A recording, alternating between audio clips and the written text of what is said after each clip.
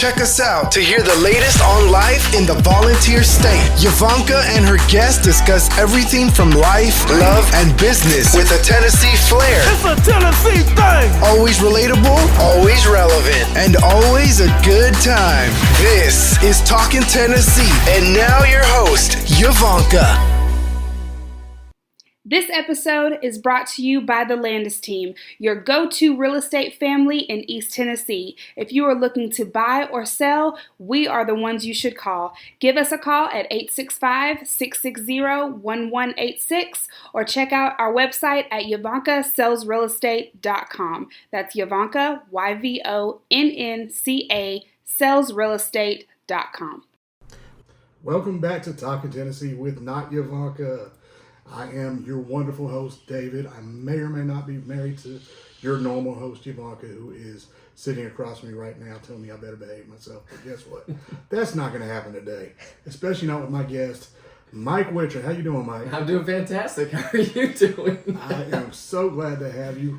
I'm going to try my best to stay married and not get in trouble today. Yeah, I'd probably like to do the same thing. So let's keep it that way. Yes, common goals. Everybody should know Mike Witcher. He is a local television personality. He has been on our airways for how long? Almost 16 years. In what regard, what capacity? Morning meteorologist at WBIR. Wow. Came here in 2005, left in 2014, came back in 2017. Did you just miss it that much? Life changes, and the job that I went back to Colorado for just didn't quite pan out the way we wanted it to. Well, so everybody's seen you for, what is that, 13, 14 years? Almost now? 16. 16 years. My math's not all that great. That's okay. Mine's not either. Everybody's seen you for 16 years or so. They see you on TV. They get a glimpse of your personality, which is pretty good. But Mike's actually my neighbor. I know Mike a little bit better than just what's on TV. He's a whole lot more fun in person than on TV. But for the sake of our viewers and our listenership, who is Mike Witcher? Oh, that's a loaded question. Well, there you go. I think you already nailed it right there. I'm a big giant goofball. If anybody knows me, I'm the guy that comes in the morning at 2 o'clock, 3 o'clock in the morning, like, "Hey, everybody, how you doing?" And everyone's like, "Oh, I'm just waking up and having my coffee. Shush, would you stop?" So that's a loaded question, because I think it's one of those things where, who I am is constantly changing. It's changed over the years. You're right. Yeah, of course. I would say who I am now, I'm a dad, I'm a husband, I'm a family man, I'm a community member. Of course, above and beyond that, I'm a meteorologist that I love so much. I love to do meteorology more than anything ever. But again, I just like to have fun. That is my motto. My motto is I ask my wife, I've got a lot of hobbies.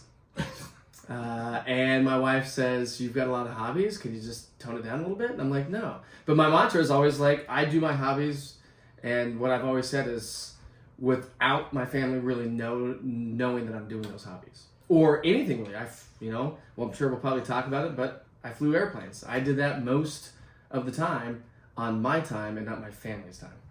Was that incorporated into your job? It was not. Oh, yes, sir. There's a few personalities in Knoxville that did manage, on-air personalities, did manage to incorporate that in their job. And I think that was just an excuse for them to fly. I think so too. I would love to do some of those things, but yeah, I just like to have a lot of fun. I'm a people person. Yeah, I think life's enjoyed much more when you take that approach than, hey, let me take care of business and everything else is secondary. No, fun should be primary. Well, I do what I've done for as long as I've done it. I've done it for almost 24 years in the public eye. You have to be a certain person for people to like you. Otherwise, and just naturally anyways, I think we've always said in this business, you either have it or you don't. Right. Some can, grow into it, and I think I'm an example of that is I grew into who I am today on television, but it's been a long process, and it's been a lot of hard work on my own end to get better. But I think it's just one of those things that you're always on the job. Right. Even if I'm not behind the camera telling the weather, I'm at the grocery store. You can't be mean to people. And not that I would anyways, but the second you're mean to somebody, you lost that viewer. Right. You lost that listener. You've lost somebody. So there's no need for that. Right. Well, I'll tell you, You never lost me. I absolutely never changed the channel when you came on after you moved in the neighborhood. Why? Because you're trying to figure out what I'm going to do next? Because my shenanigans on TV well, once you moved in the neighborhood, I felt guilty, honestly. Yeah. It's like, oh, Mike's on TV. I got to stay for 30 seconds watching the mic. So, but before you moved in... Well, that's fine. We're not going to talk about that. But by God, you moved in and you gained a viewer. Nice. I appreciate that. So how did you end up on TV? How did you end up chasing storms and becoming a meteorologist with a person? And do we have time on this podcast? I mean, because if... I mean, it can go as long as you want. You want the long story or the short story? Where are we going with this? We can get a six-pack and come back to another episode. That sounds good to me. I'll give you a little bit of a shortened version, I suppose. But, my original career goal was to be a high school science teacher. So I think falling into meteorology really got into that aspect of what I originally wanted to do. Right. Realized, thanks to all the teachers that teach our kids, realized it probably wasn't really what I really wanted to do. I love the science and stuff, but I just started to go a different direction. I mean, you're 17, 18 years old. You're trying to figure out life as a teenager, young adult anyways. And then I got into, my best friend's parents were in aviation.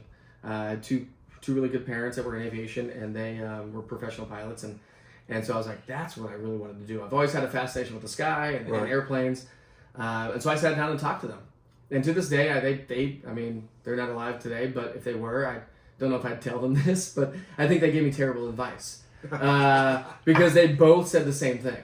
So maybe it was good advice, but they both said the same thing, and they didn't elaborate on anything, so I couldn't take that advice and move forward. But they both told me to either join the Air Force or buy my own airplane.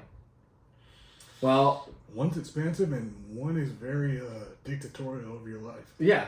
I mean, I'm not a military guy. Thanks for everybody who is in the service. I appreciate that, of course. But then somebody tells an 18-year-old to buy an airplane? Yeah. Okay, I don't have $1 million. Where are we going here? On top of the fact that once you do get them, they're money pits. Well, right. But if you want to go that direction, it's the cheapest way to go because airplanes don't depreciate. If had I known, I could have bought a Cessna 150 for $10,000 to $15,000. I could have put several hundred hours on it and sold it for initially what I bought it for. Wow. But had somebody actually told me that, I probably today would be a captain on a major airlines making buku bucks, traveling the world, and have a totally different life than I currently have. And now you're slumming it here in East Tennessee with us. Right. So then I was in high school and I had some journalists come from the local TV station in Denver. And I was taking a journalism class. And I was like, this is really cool. I get to be creative. I get to go talk to people and have fun. This is what I want to do. This meets my personality for sure. Was it broadcast journalism? Broadcasting. Interest? So you didn't want to be investigative? No, I didn't want to do any of that. I just wanted to be with people. Right. And I was the kind of guy in high school that I could just go up to anybody in the mall and just start talking to them. And be like, I want to see what your life is about. I'm curious about people. I know a few people like that. I feel bad when I see somebody sitting, when they're sitting like at a table at a restaurant by themselves. I'm like, I feel bad. I want them to come join the group of people. I've always had a lot of friends. And so then I was like, okay, that's what I want to do. I want to be a TV reporter. I made it. I was a senior in high school. I was like, let's go. So I went home and told my mom this. My mom looked at me like I had a third eye. And she's like, well, what are you doing? I go, why? She goes, why are you doing that? I go, because it looks fun. She goes, what are your two worst classes in high school? I said, speech and English. She goes, right. You're going to have to do both of those on a daily basis. What are you doing? And I said, I don't know. It looks fun. Nothing like when they remind us. Right, exactly. Of reality. But I actually didn't get into TV. I wanted to be a TV reporter. So most meteorologists in the country, if you talk to a TV or any meteorologist, they had a life event that took place that they were like, that tornado, that event, that hailstorm, that's what got me interested in meteorology. Not me. I accidentally fell into meteorology, actually. Well, I noticed that you finished school and then went to meteorology. I did. Is that a typical route, or do most people do undergrad meteorology? Most people just do undergrad meteorology. But I got my first job as a TV photojournalist. Right. Straight out of college. And I was like, well, cool, that's my foot in the door. Let's go. Then I started reporting a little bit, but then I realized I didn't like reporting because I had to go to city council meetings and I had to go up to the homes of dead people's family members and talk to them. I didn't like that. I was like, this is boring, or this is like, I don't want to be... It's the opposite of fun. Right. But photojournalism, like being the camera guy, was cool because you could separate yourself from the environment because you're just so concentrated on getting the images. Right. So I fell in with that. 3 months into my first career, or for my first job, the weekend weather guy quit and went to a different job. And my boss said, hey, you should try out for the job. I think you'd be good. So I did. Every day after work, I practiced for 2 or 3 hours on the weather wall, learned as much as I could about meteorology, which was none. And I was like, cool, let's do this. I got the job. Great. This is amazing. But hold on. I tried to get out of TV meteorology 7 times. Really? Because about once a month, I'd hit a brick wall and frustration hit. And I was like, I can't keep doing this. And so I go to the owner of the TV station and be like, get me out of this. It's not what I signed up for. And she's like, why? And I go, I'm literally telling people what's going on. And I don't even know what's going on. Right. I'm telling them it's going to rain or snow. I don't even know why that cloud is in the sky. And that, years ago, I remember when I was a lot younger, that was common for them to take media personalities and have them do the weather. And read from the National Weather Service. Exactly. Yeah. They would read from a program, a service, what have you, but they were not meteorologists. They were not trained weather people. And they were more of just communications majors and, you know, media personalities. TV reporter just filling a hole or something, yeah. And I think, was it with the Weather Channel that started kind of migrating to actual trained meteorologists doing the local news? Yeah, I think the paradigm kind of, I think it's kind of all-encompassing, actually, because I think the paradigm started shifting when weather, TV meteorologists or TV weather people over the years were always the sideshow. Right. I've seen the pendulum go back and forth a million times. Well, yeah, I mean, there was days that you had, okay, be the funny, goofy, silly weather guy. Right. And be like, let's take a break from the news. Hey, let's take a break from the news. Let's go toss it to Mike. And Mike's like, hey, Alan, let's go. And like have a good time. Y'all could see him in studio. Again, like I told you, I'm a big goofball. But like, so then they were like, no, we want serious. And then they were like, no, we want goofy. And then serious. So the pendulum's gone back and forth for so many years. And then we started getting some schools involved. The Weather Channel evolved. And so I think the evolution of the Weather Channel really started getting people interested in meteorology because they were showing it. They were on there all the time. And so schools across the country started developing programs to do so. So where did you take your meteorology? So after I finally realized I made 2 promises in my life. Never to work, I made 3. One of them was never to work fast food. The other one was never to go back to college.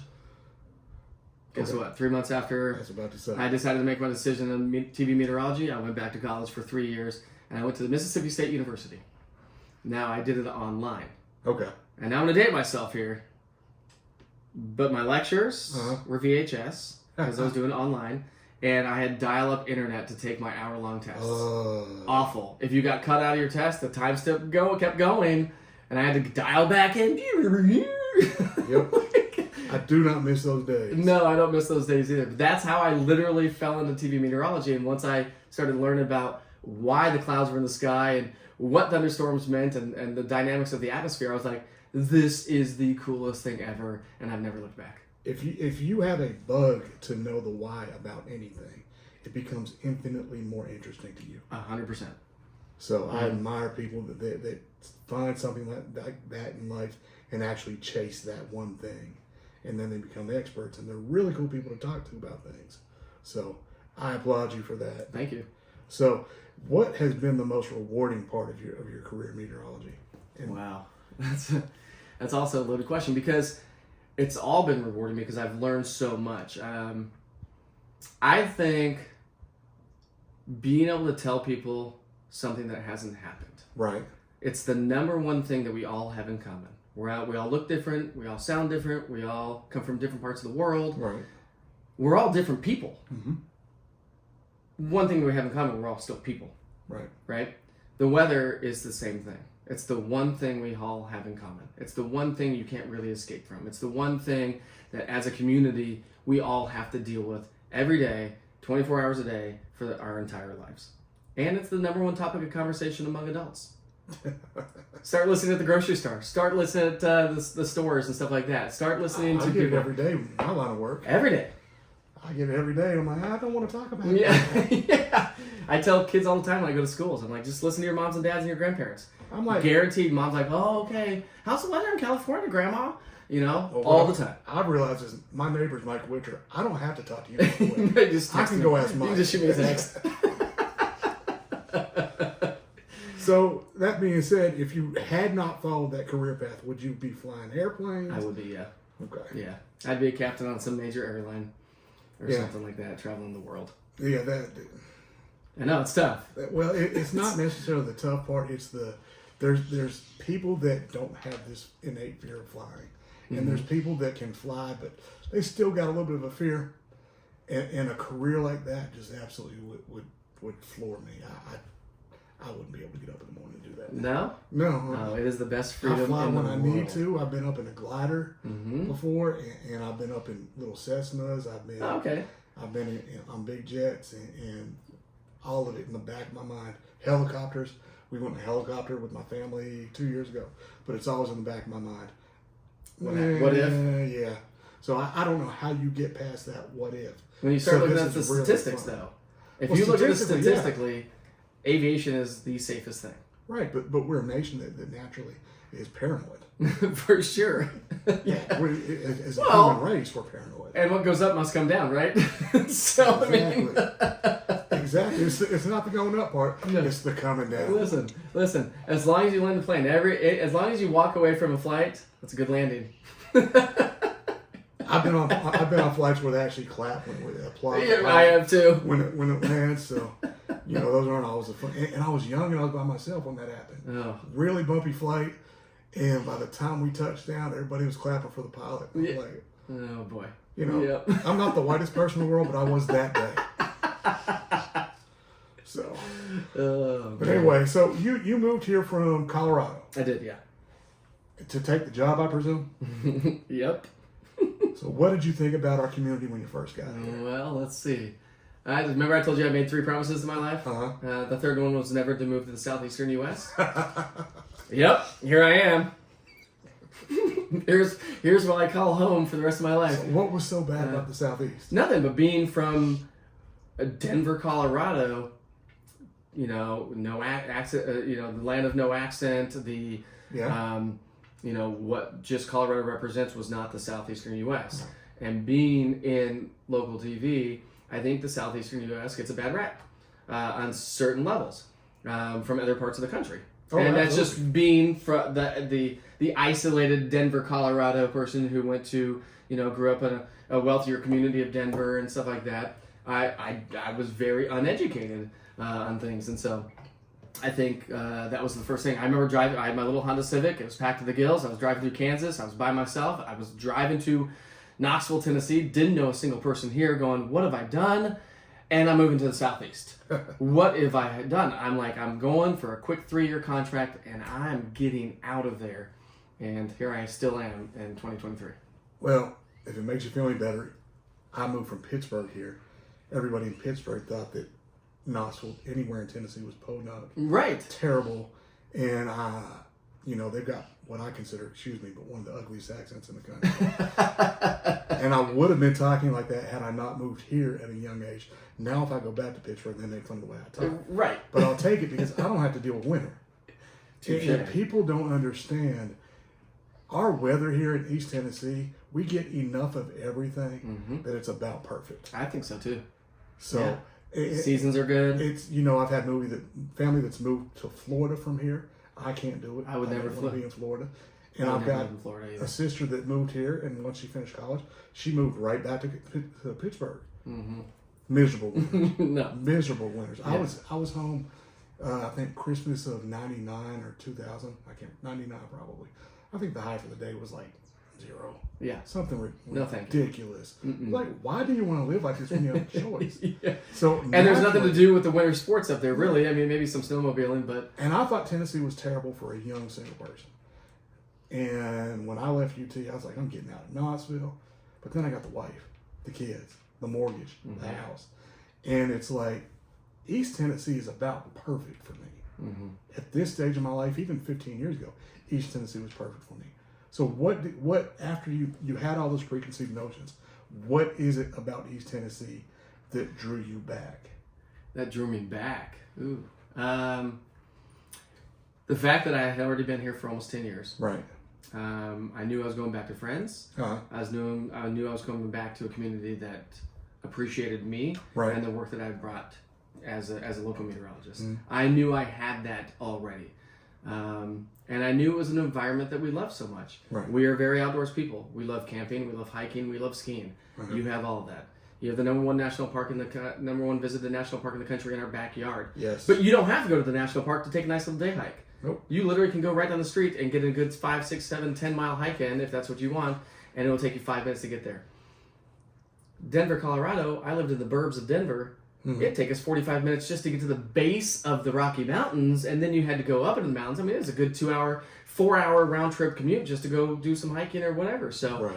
You just, it just didn't offer that. So I think just East Tennessee did. Plus, the people. I mean, it's all about the people. The people are the kindest people I have ever met. They hold doors for people. Yep. They say please and thank you. They speak to yes, you. ma'am. Yes, sir. Like, what? That's a cool quality to have as a community. I don't know how it was in Colorado, but I've been in places, especially up the north. They're more segregated. People aren't nearly as nice. Mm-hmm. And if you speak to some people, they look at you like you're crazy. Right. But around here, if you walk down the street and you don't speak to somebody, you're the crazy person. Yes. So I love that about our community, the friendliness, the willingness of people to engage, mm-hmm. and just the fact that it feels like, even though you may have family surrounding you in some of these other parts of the country, East Tennessee kind of feels like everybody's a little bit close to family. For sure. It's a big little town. Yeah, exactly. Knoxville's a big little town. I love it. Exactly. And growing. So it's only going to get better. If there's anything that you could have brought with you from Colorado, what would it have been? More snow and bigger mountains. Yeah, you can keep your snow. My wife and my family, we're diehard skiers. Diehard. If there's one thing I could do every day of my entire life, I literally would be on the ski slopes every single day. I was skiing as an adult for the first time, and after you reach a certain point in your life, your body's not set up for that anymore. Well, my knees are falling apart, so we'll see how much longer I can survive the slopes. But we finally got our kids on the slopes. It finally clicked this past winter for the kids, and they were like, "This is the coolest thing in the world." Are they skiing or are they snowboarding? Skiing. Okay. They better be skiers. Now that I get snowboarding, I've done it a few times, but I'm a diehard skier. So how long then did you stay at WBR the second stint? I probably would bring that back to no bug things either. There's no bugs. You can sit outside on a summer night after it's been 100 degrees, and you can still sit by the fire pit. Come sundown, you don't get eaten alive by mosquitoes, and it's cool outside. It doesn't cool off here in the southeast, and we have giant mosquitoes. Yeah, we were outside last night.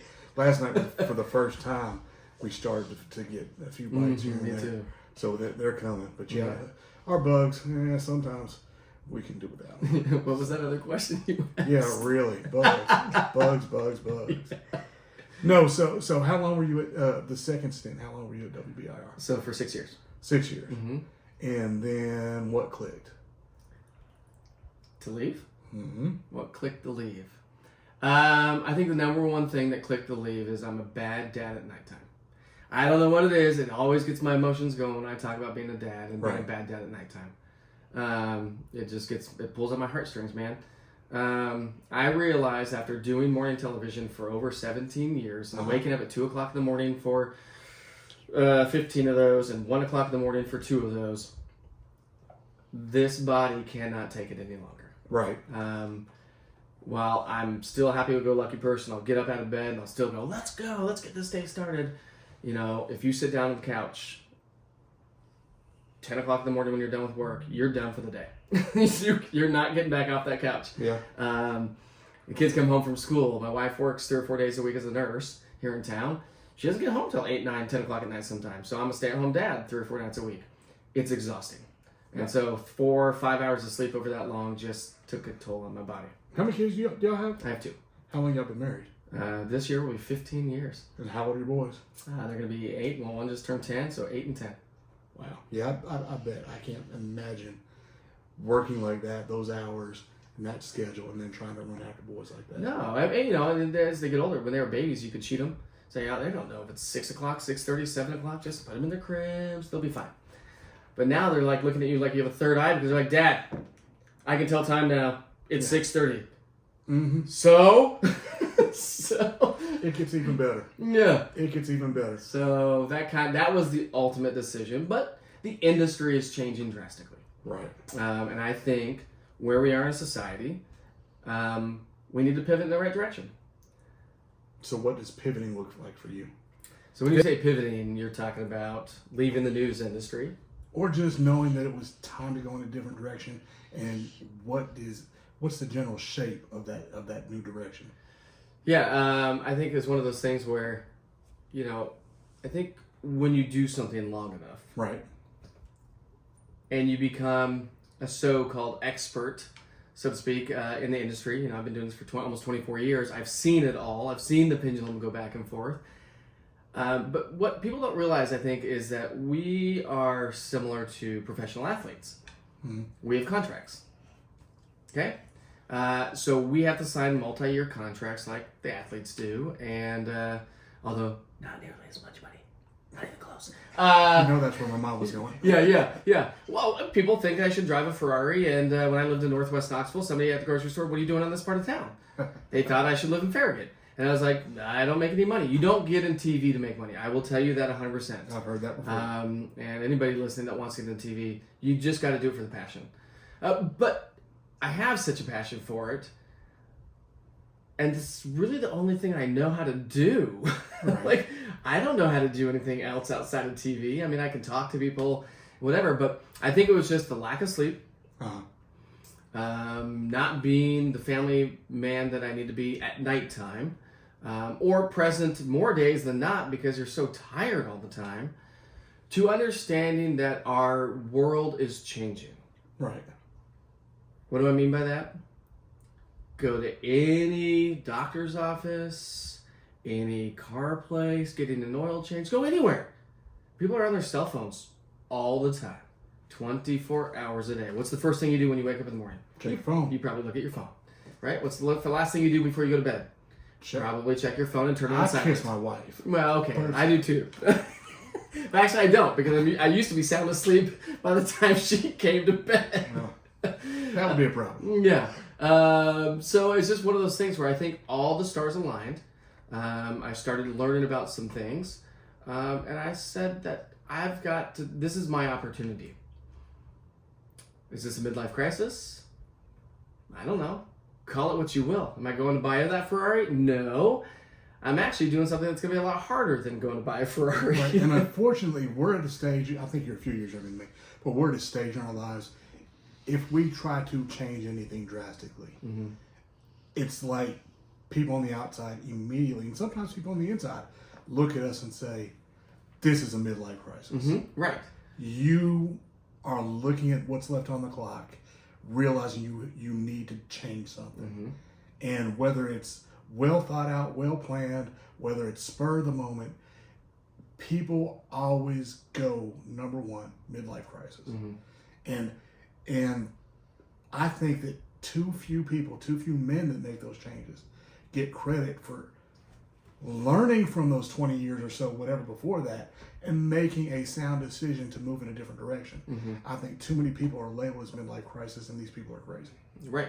Yeah. So we all have stuff going on at home. We all have stuff going on that we realize we no longer want to deal with at our workplace. Mm-hmm. Things that we deal with in life that we realize I don't want to deal with this for the rest of my life. And that's not necessarily a crisis. I think that is actually sound decision making. I do too, and it's action. Yeah. And I think if I'm a researcher, my wife, you ask my wife, it took me like 6 months to pick out the floors for our house when I redid our house years ago. It takes us forever to pick out paint and the faucet and the cabinetry and all this. I research everything. As well you should. As well you should. That's just my thing. So in order to pivot, I had to research.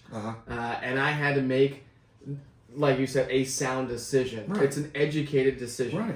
It's like weather. It's an educated guess on what's going to happen in the end. Mm-hmm. We all don't know. It's weather, right? We all don't know when our time is up on this earth. We don't. And I think that when you have the opportunity in front of you to be able to turn the corner, right? I mean, every day, every decision you have a split in the road every day, and you have a million of those splits in the roads every single day. This was my time at the Y of the road to say, am I going to stay course, right, or am I going to veer off? Right. So that obviously motivated you to decide to change direction, to take that Correct. other road. And as I was saying about the contracts, it just all the stars were lining up. In TV, you literally have like 3 months max, right, to try to get out of a current job and find another job. So you don't break contract rules. That's just how television works. Well, I will absolutely say that since your contract at WBIR has ended, I may or may not follow them quite as closely as I used to. Aww. But what was the hardest part about leaving WBIR after all that was over? Yeah, their family. I mean, WBIR has been family to me for so many years. That's like leaving family. When you work side by side, I mean, I've worked next to Abby Ham for years. Right. For the entire time I've been at Channel 10, almost. Mm-hmm. She's like my sister. So it's almost like you're saying, you're closing the door, you're closing the book to another chapter, and you're saying goodbye to these people. When I first left to Denver the first time around, it was extremely hard to do because I not only was leaving my family outside of the TV, right, but I was leaving my family of East Tennessee. And while it's a weird caveat or conundrum really, because while I was going home to my blood family, right, I had been away from Denver for so long I didn't have any friends there anymore. Or even when we moved there, I tried to reconnect with people, and Denver's so big, it takes 45 minutes to go see people. It just doesn't work, and so I think it's just one of those things where it's family. I kind of lost my train of thought a little bit, but in fact, the hardest thing would be, the friends. They are my family, yeah. So I think that's the hardest thing. And I'm so humbled because when my announcement came through, the outreach of this public, like I said earlier, we're in a little box, we're talking to a camera every day. We forget sometimes that we're on TV and that people are at homes watching us in their bathrooms, their kitchens, and their bedrooms, and all these, your personal space. Right, absolutely. It was very humbling when I told the public that I was hanging up the hat at Channel 10, the outpouring of respect, sadness, excitement, it's all there. And it's very humbling. I would say that your local community probably was part of that sadness aspect of it, because we do become attached to certain people. We do become attached to fixtures in our lives. So we appreciate what you did at WBIR, but I can tell you, as a neighbor, as somebody that's watched you on TV for even longer than I've known you, we are absolutely looking forward to what's next for Mike Witcher. I'm excited. So once again, this has been my takeover of Talking Tennessee with Yvonnca. Our guest has been Mike Witcher. Thank you, Mike, for sharing with us today. Look forward to maybe hearing from you later on this summer. Until next time, folks, take care.